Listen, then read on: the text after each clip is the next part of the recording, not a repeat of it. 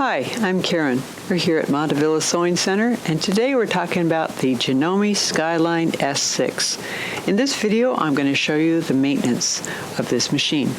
Now, there's not a whole lot to it. You don't need to oil anything, but you do need to brush out lint out of certain places. Now, your machine manual is going to tell you to turn off the machine for safety purposes, but for teaching purposes, I'm going to leave it on so that you can see the light. Okay, so to start with, we want to unthread our machine. In my threading video, I showed you this. Snip your thread right here, make sure your presser foot's up, and pull out the excess thread that way. I'm also going to take out the bobbin right here, like this, and like this. Now the machine is unthreaded. Okay, to start with, one of the things you might want to do every now and then is pull off this little plate. I'm going to show you how that works. You just lift that up, pull it off like this, and this has this little brush here which helps brush lint off of thread before it goes through your machine. That's a nice feature. So you might want to clean off any little bits of lint, especially with your cotton threads or your specialty threads. You might get some there. And then visually inspect to make sure that there's no lint there. Of course, you can use your brush to brush it out if necessary. Now, to put this back on, you just need to get these little pieces right in those places where they are. So I'm going to stand up and do that. Put this right here. Just take your time, be patient. And it's a little tricky, but it goes on. Okay, so that's back on there. It's nice and flat and level the way it should be. If it's sticking up in any place, that means it's not all the way on. It should be nice and level. Okay, so now to start with, the first thing we're going to do is take off the presser foot and the needle, and that will get those things out of the way for cleaning in the bobbin area. So to take the presser foot off, you just push this little lever right and back. Presser foot comes right off like this. Then we need to, let me get my screwdriver out. We're going to unscrew the, you just loosen this needle clamp screw, take the needle out, put it in a safe place. You can put it in your accessory tray. That's actually a good place for it to have. Don't just set it on the table because it could fall on the floor. Believe me, I've lost needles that way. So put it in a secure place.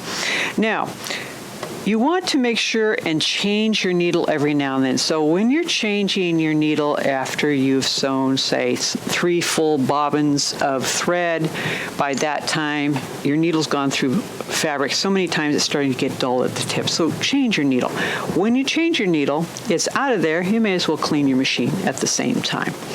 Now, use good quality needles in your machine. You'll just be happier with how they work. A couple good quality brands is Classe and Schmetz. Either of those brands are good quality brands. Okay, so the next thing we want to do is let's put this down in here. And we're going to take off the accessory tray, move that off to the side, because now we push this little lever right here and the needle plate comes right off. So take your brush, pull out the bobbin case, brush your bobbin case on all sides, around where it sits on that rim there, and then brush the area that is inside here. Now there is a little felt piece called an oil wick right there. Again, you don't have to oil your machine, but that was put there when the machine was manufactured. They put oil there and it helps it to go into the various parts of the machine. But just realize that, don't take that out, just leave that right in there. And then this is the cutter mechanism right here. Visually inspect to see if there's any fuzz or threads in that. Usually there isn't.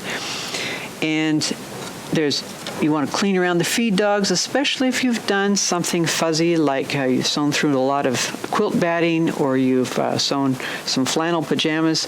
Lint from the fabric can build up right in there, so you want to brush that out from between the feed dogs right in there.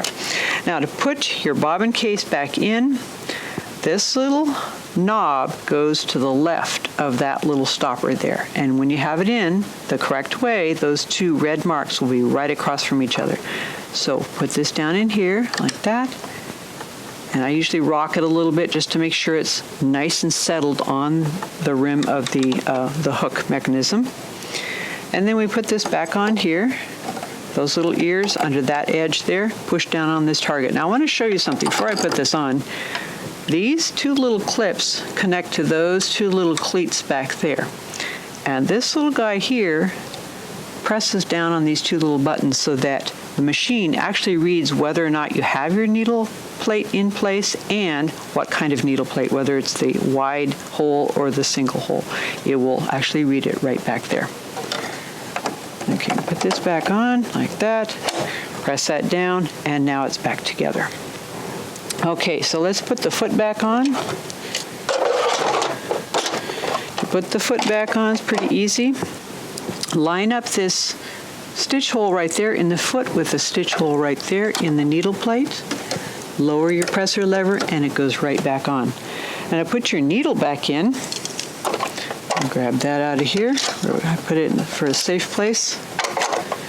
Okay. Now I like using this brush, which is a separate little tool that you can buy. It's actually for a baby lock serger, but it has this needle inserter right there at the end that you can put your needle in, make sure the flat side is facing away from you, and it acts like a handle for your needle. So instead of holding it with your fingers, it's much easier to hold it with this tool. This is a fairly inexpensive tool. I'd recommend you getting it because I really like it for my machine. And then if you want to, you can put your presser foot down to give a little bit extra room. So start out with the pointy end of the needle going right down there where it sews, and then you're going to come up right behind. You need to make sure it's nice and loose there. Again, you don't have to take that screw all the way out, just loosen it. But your needle will come up to a stopper. You can kind of feel it's all the way up to a stopper there. That's very important that you make sure that your needle is all the way up and not hanging down a millimeter or two. So if it hangs down a little bit, it could actually damage your machine once you start sewing, and you might not get very good stitches either. So after you've tightened it by finger, tighten with a screwdriver. So put that back down, and you've maintained your machine. It's a pretty quick and easy thing to do. If you sew every day, I'd recommend you cleaning the lint out of your machine once a week. If you sew maybe a couple times a week, once a month should be fine. When you start sewing, you got your new machine, clean it a little more often than you think you need to, and that way you'll get an idea of how often you need to clean your machine. And if you've forgotten to clean it for a long time, you don't know how long it's been, just go ahead and take it apart just like I showed you. Clean out any lint. Your machine will thank you for it. If this video has been helpful to you, give us a thumbs up. And if you have comments or questions, you can leave those in the area down below. We have lots of other videos on this machine and on other machines here at Montevilla Sewing Center. So stay tuned. Thanks for watching. Bye.